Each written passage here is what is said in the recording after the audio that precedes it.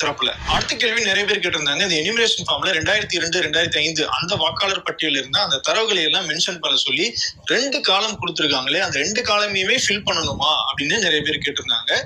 இல்லை, உங்களுடைய பேர் 2002 2005 இருந்துச்சு அப்படின்னா நீங்க லெஃப்ட் சைட்ல இருக்கிற அந்த காலத்தை மட்டும் ஃபில் பண்ணா போதும். இந்த காலகட்டத்துல உங்களுடைய பெயர், உங்களுடைய ஓட்டர் ஐடி, நீங்க அப்ப எங்க ஓட்டு போட்டீங்க அப்படிங்கிற அந்த பாகம் எண், எந்த தொகுதி அப்படிங்கிற அந்த டீடைல்ஸ் எல்லாம் சொல்லிட்டு உங்களுடைய உறவினர், அதாவது தந்தை, தாய், தாத்தா, பாட்டி, இதுல யாராவது ஒருத்தருடைய பெயரையும் நீங்க அந்த இடத்துல குறிப்பிடணும்.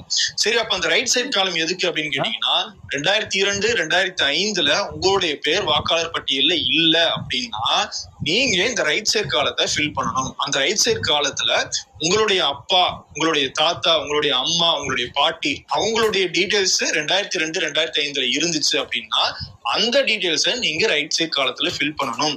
இப்போ அங்கேயும் ஒரு சந்தேகம் வருது. இதை முதலமைச்சர் ஸ்டாலின் கூட கேட்டிருந்தாரு.